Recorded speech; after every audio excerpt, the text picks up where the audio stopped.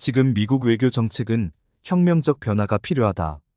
탐욕, 군국주의, 위선을 연대와 외교, 인권으로 대체하기라는 제목으로 미국의 버몬트주 상원의원인 버니 샌더스의 3월 18자 포린 어페어즈 기고문을 소개하겠습니다.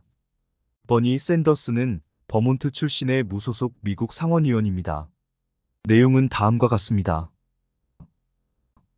워싱턴 정치의 슬픈 사실은 미국과 세계가 직면한 가장 중요한 문제들이 진지한 방식으로 논의되는 경우가 드물다는 것입니다. 외교 정책 분야가 그 어느 곳보다 더 그렇습니다. 수십 년 동안 외교 문제에 대한 초당적 합의가 존재해 왔습니다. 하지만 비극적으로도 그 합의는 거의 항상 잘못된 것이었습니다. 베트남, 아프가니스탄, 이라크에서의 전쟁, 전 세계의 민주정부 전복, 북미 자유무역협정 체결 및 중국과의 영구적인 정상무역, 관계 수립과 같은 재앙적인 무역 조치 등 그 결과는 종종 세계에서의 미국의 위상을 손상시키고 미국이 공헌한 가치를 훼손하며 미국 노동계급에게 재앙을 가져왔습니다. 이러한 패턴은 오늘날에도 계속되고 있습니다. 이스라엘 군대를 지원하기 위해 수십억 달러를 지출한 미국은 사실상 세계에서 유일하게 팔레스타인 국민을 상대로 전면적인 전쟁과 파괴 캠페인을 벌이고 있는 베냐민 네타냐후 총리의 우파 극단주의 정부를 옹호하고 있으며 그 결과 수천 명의 어린이를 포함해 수만 명이 사망하고 가자 지구에서 수십만 명이 굶주리고 있습니다.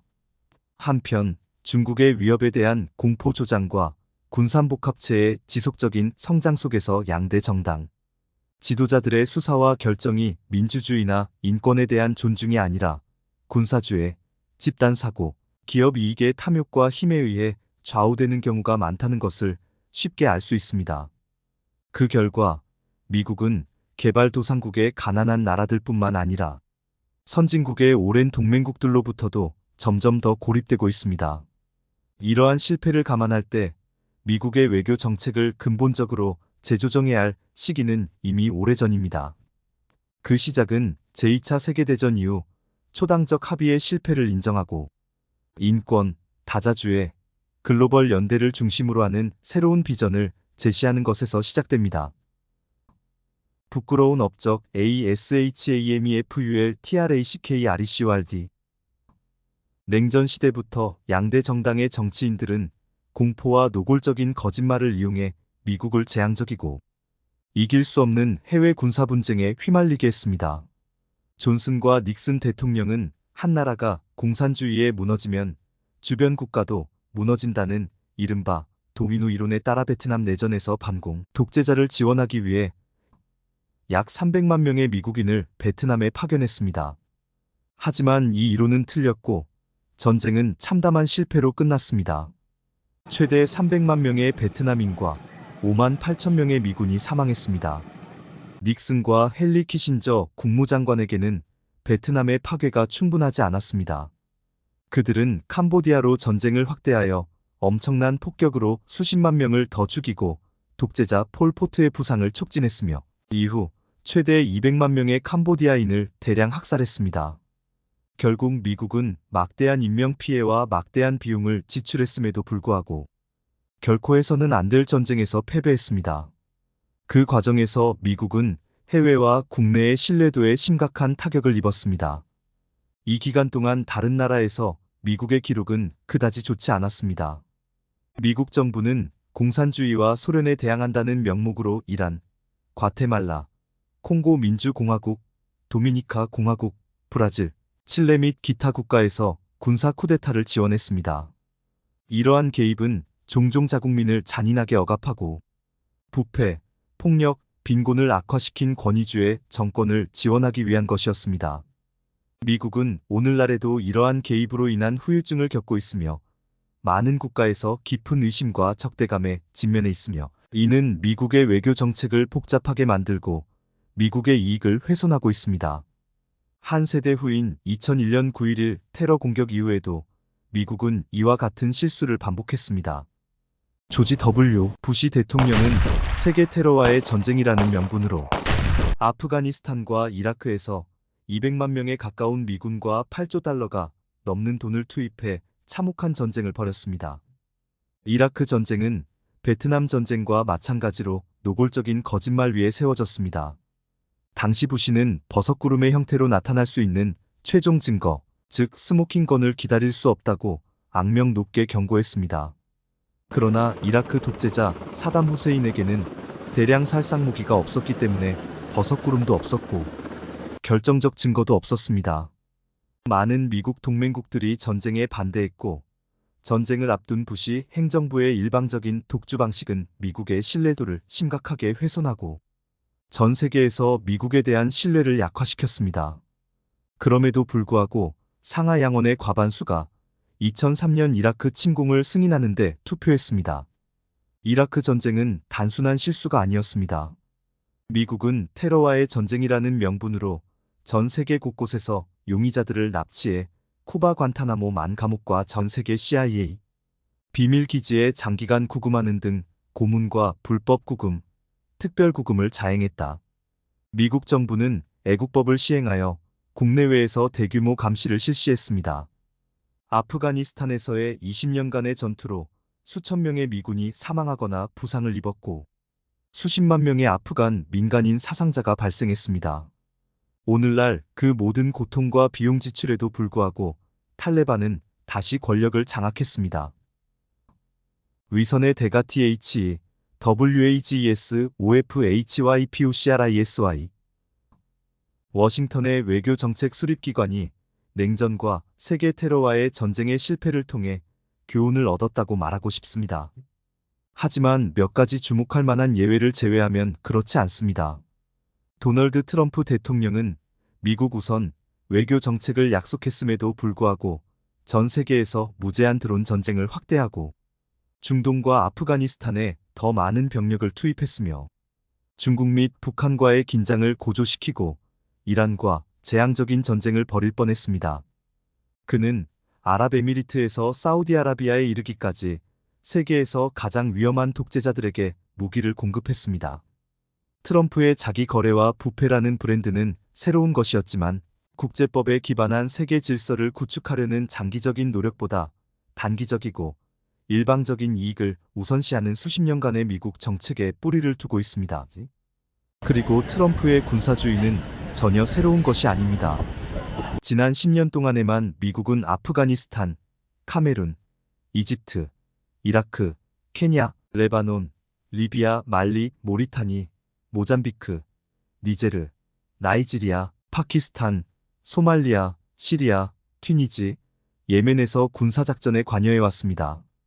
미군은 80개국에 약 750개의 군사기지를 유지하고 있으며 미국이 중국과의 긴장을 고조시키면서 해외 주둔을 늘리고 있습니다.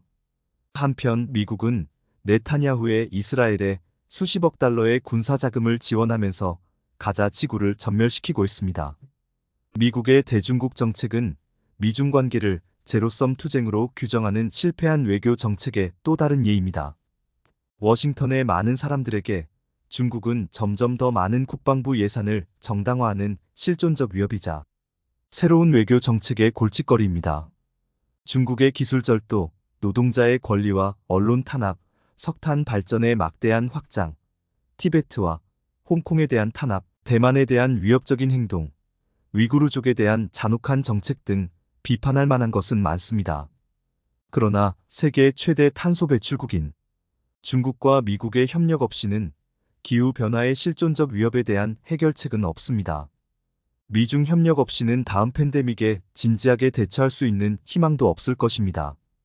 그리고 미국은 중국과 무역전쟁을 시작하는 대신 다국적 기업뿐 아니라 양국 노동자에게도 이익이 되는 상호 호혜적인 무역협정을 체결할 수 있습니다. 미국은 중국의 인권 침해에 대해 책임을 물을 수 있고 또 물어야 합니다. 그러나 인권에 대한 미국의 우려는 다소 선택적입니다. 사우디아라비아는 1조 달러가 넘는 자산을 가진 한 가문이 지배하는 절대 군주국입니다. 시민들은 반대하거나 지도자를 선출할 권리가 없으며 민주주의라는 허울 좋은 명분조차 없습니다. 여성은 2등 시민으로 취급받습니다. 동성애자의 권리는 사실상 존재하지 않습니다. 사우디아라비아의 이민자들은 현대판 노예로 전락하는 경우가 많으며 최근에는 사우디 군이 에티오피아 이민자 수백 명을 대량 학살했다는 보고가 있었습니다. 사우디의 저명한 반체제 인사 중 한 명인 자말 카쇼기는 사우디의 사실상 통치자인 모하메드 빈 살만 왕세자의 지시로 사우디 요원들에게 살해된 후 여행 가방에 담겨 사우디 대사관을 산산조각 낸 뒤 미국 정보기관에 의해 살해당했습니다. 그럼에도 불구하고 미국은 이집트, 인도, 이스라엘, 파키스탄, UAE 등 인권을 상습적으로 짓밟는 국가들과 마찬가지로 사우디에 무기와 지원을 계속 제공하고 있습니다. 미국의 군사적 모험주의와 독재자에 대한 위선적 지원만이 비생산적인 것으로 드러난 것은 아닙니다. 최근 수십 년 동안 미국이 체결한 국제무역협정도 마찬가지입니다. 평범한 미국인들이 해마다 중국과 베트남의 공산주의자들이 얼마나 위험하고 끔찍한지 미국은 어떤 대가를 치르더라도 그들을 물리쳐야 한다는 이야기를 들은 후 미국의 기업들은 다른 관점을 가지고 있음이 밝혀졌습니다.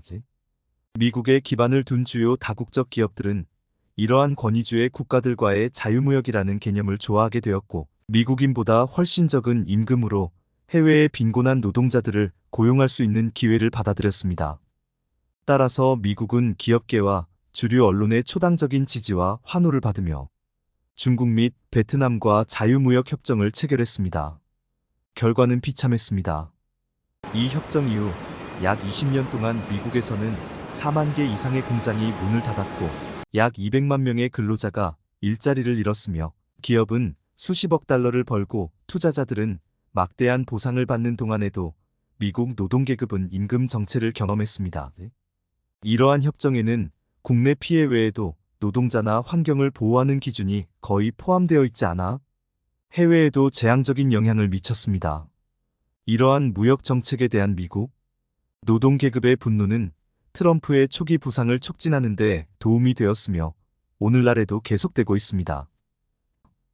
이익보다 사람 PEOPL이 OVER PROFITS 현대 미국의 외교 정책이 항상 근시안적이고 파괴적이었던 것은 아닙니다. 역사상 가장 피비린내 나는 전쟁이었던 제2차 세계대전이 끝난 후 미국은 1차 세계대전 이후 체결된 징벌적 협정에서 교훈을 얻기로 결정했습니다. 미국은 국가가 폐허가 된 패전국인 독일과 일본을 굴욕적으로 대하는 대신 수십억 달러 규모의 대규모 경제복구 프로그램을 주도하고 전체주의 사회를 번영하는 민주주의로 전환하는 데 도움을 주었습니다. 미국은 제2차 세계대전의 참상을 다시는 되풀이하지 않고 모든 국가가 인권에 대해 동일한 기준을 적용받도록 하기 위해 유엔의 설립과 제네바 협약의 이행을 주도했습니다. 1960년대에 존 F. 케네디 대통령은 평화봉사단을 출범시켜 전 세계의 교육, 공중보건, 기업가 정신을 지원하고 인적관계를 구축하며 지역개발 프로젝트를 발전시켰습니다. 금세기의 부시 대통령은 주로 사하라 사막, 이남 아프리카에서 2,500만 명 이상의 생명을 구한 대통령 긴급 에이즈 구호 계획, 즉 PEPFAR과 15억 건 이상의 말라리아를 예방한 대통령 말라리아 이니셔티브를 출범시켰습니다. 외교 정책의 목표가 평화롭고 번영하는 세상을 만드는 데 도움이 되는 것이라면 외교 정책 수립 과정에서 그 과정을 근본적으로 재고해야 합니다. 끝없는 전쟁과 방위 계약에 수조 달러를 지출한다고 해서 기후변화의 실존적 위협이나 미래의 팬데믹 가능성에 대처할 수 있는 것은 아닙니다. 배고픈 아이들을 먹이고 증오를 줄이고 문맹자를 교육하고 질병을 치료하는 데에도 도움이 되지 않습니다. 공유된 글로벌 커뮤니티를 만들고 전쟁의 가능성을 줄이는 데 도움이 되지 않습니다. 인류 역사의 중요한 순간에 미국은 인류의 연대와 어려움을 겪는 사람들의 필요에 기반한 새로운 글로벌 운동을 주도해야 합니다. 이 운동은 수천 명의 억만장자가 막대한 경제적, 정치적 권력을 행사하는 국제 과도체제의 탐욕에 맞설 용기를 가져야 합니다. 경제 정책은 곧 외교 정책입니다. 부유한 기업과 억만장자들이 우리의 경제 및 정치 시스템을 장악하고 있는 한 외교 정책 결정은 전 세계 대다수 국민의 이익이 아닌 그들의 물질적 이익에 따라 결정될 것입니다. 그렇기 때문에 미국은 지구상에서 가장 부유한 1%가 하위 99%보다 더 많은 부를 소유하는 전례 없는 소득 및 부의 불평등, 즉 일부 사람들이 수십 채의 집과 개인 비행기, 심지어 섬 전체를 소유하는 동안 수백만 명의 어린이가 굶주리거나 쉽게 예방 가능한 질병으로 사망하는 불평등에 대한 도덕적, 경제적 분노를 해결해야 합니다. 미국은 억만장자와 대기업이 수조 달러의 부를 숨기고 정당한 세금을 내지 않도록 하는 조세 피난처를 없애는데 국제사회를 선도해야 합니다. 여기에는 조세 피난처 역할을 하는 국가를 제재하고 미국의 막대한 경제적 영향력을 이용해 미국 금융 시스템에 대한 접근을 차단하는 것도 포함됩니다. 조세정의 네트워크에 따르면 오늘날 조세 피난처에는 약 21조 달러에서 32조 달러의 금융자산이 해외에 은닉되어 있는 것으로 추정됩니다. 이러한 부는 사회에 아무런 도움이 되지 않습니다. 세금이 부과되지도 않고 소비되지도 않으며 부자들만 더 부자가 될 뿐입니다. 미국은 월스트리트 투자자뿐만 아니라 모든 국가의 노동자와 빈곤층에게 혜택을 주는 공정, 무역협정을 개발해야 합니다. 여기에는 명확한 집행 메커니즘을 갖춘 강력하고 구속력 있는 노동 및 환경 조항을 만들고 일자리를 쉽게 아웃소싱할 수 있는 투자자 보호 장치를 없애는 것이 포함되어 있습니다. 이러한 협정은 현재 무역 협상 과정을 지배하고 있는 다국적 대기업의 로비스트들만이 아니라 노동자, 미국 국민, 미국 의회의 의견을 수렴하여 협상해야 합니다. 미국은 또한 과도한 군사비를 삭감하고 다른 국가들에게도 같은 조치를 취하도록 요구해야 합니다. 세계 주요 국가들이 환경, 경제, 공중 보건에 대한 엄청난 도전에 직면해 있는 상황에서 거대 방위산업체들이 서로를 파괴하는 데 사용되는 무기를 전 세계에 공급하면서 기록적인 수익을 올리는 것을 허용해서는 안 됩니다. 추가 지출 없이도 미국은 올해 약 9영억 달러를 군에 투입할 계획이며 이 중 거의 절반이 이미 높은 수익을 올리고 있는 소수의 방위산업체에게 돌아갈 것입니다. 대다수 미국인과 마찬가지로 저도 블라디미르 푸틴 러시아 대통령의 불법적인 우크라이나 침공에 맞서 싸우는 것이 미국과 국제사회의 중대한 이익에 부합한다고 믿습니다. 그러나 많은 방산업체들은 이 전쟁을 주로 자신들의 주머니를 채우기 위한 수단으로 보고 있습니다. 레이시온의 전신인 RTX사는 1991년 이후 스팅어 미사일 가격을 7배나 인상했습니다. 오늘날 미국은 우크라이나에 보낸 스팅어를 교체하는데 40만 달러가 소요되는데 이는 인플레이션이나 비용 증가, 품질 향상으로 설명할 수 없는 터무니없는 가격 인상입니다. 이러한 탐욕은 미국 납세자뿐만 아니라 우크라이나 국민의 목숨까지 앗아갑니다.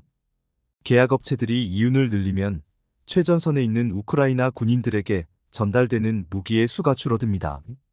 의회는 계약을 더욱 면밀히 검토하고 과도한 것으로 판명된 대금을 환수하고 횡재 이익에 세금을 부과함으로써 이러한 종류의 전쟁 이윤을 억제해야 합니다. 한편 미국은 국제기구의 행동이 단기적인 정치적 이익에 부합하지 않을 때 국제기구를 훼손하는 행위를 중단해야 합니다. 세계 각국이 폭탄을 투하하거나 무력 충돌을 벌이는 것보다 서로의 차이를 토론하고 논의하는 것이 훨씬 낫습니다. 미국은 회비를 납부하고 유엔 개혁에 직접 참여하고 인권이사회와 같은 유엔 기구를 지원함으로써 유엔을 지원해야 합니다. 또한 미국은 국제형사재판소가 미국이 불편하게 여기는 판결을 내릴 때 이를 공격하는 대신 마침내 국제형사재판소에 가입해야 합니다. 조 바이든 대통령은 세계보건기구에 재가입한 것은 올바른 선택이었습니다. 이제 미국은 WHO에 투자하고 팬데믹에 신속하게 대응할 수 있는 능력을 강화하며 대형 제약사의 이익이 아닌 전 세계 빈곤층과 노동자의 삶을 우선시하는 국제 팬데믹 조약을 협상하기 위해 WHO와 협력해야 합니다. 이제 모두 연대해야 할 때다. SOLIDARITYNOW 이러한 외교 정책의 전환이 가져올 이익은 비용보다 훨씬 더 클 것입니다. 인권에 대한 미국의 일관된 지원은 악의적 행위자들이 정의의 심판을 받을 가능성을 높이고 애초에 인권 침해를 저지를 가능성을 낮출 것입니다. 경제 개발과 시민사회에 대한 투자를 늘리면 수백만 명이 빈곤에서 벗어나고 민주적 제도가 강화될 것입니다. 공정한 국제노동 기준에 대한 미국의 지원은 수백만 명이 미국 근로자와 전 세계 수십억 명의 임금을 인상할 것입니다. 부자들이 세금을 제대로 납부하고 해외 역의 자본을 단속하면 전 세계의 문제는 해결될 것이고 민주주의에 대한 사람들의 믿음을 회복하는 데 사용할 수 있는 상당한 재원이 확보될 것입니다. 무엇보다도 세계에서 가장 오래되고 가장 강력한 민주주의 국가인 미국은 국가로서 가장 큰 힘이 분화 군사력이 아니라 자유와 민주주의라는 가치에서 나온다는 것을 인식해야 합니다. 기후변화부터 전 세계적인 팬데믹에 이르기까지 우리 시대의 가장 큰 도전에는 군사주의가 아닌 협력과 연대, 집단적 행동을 필요로 할 것입니다. 이상 미국신문 사설TV에서 전해드렸습니다. 감사합니다.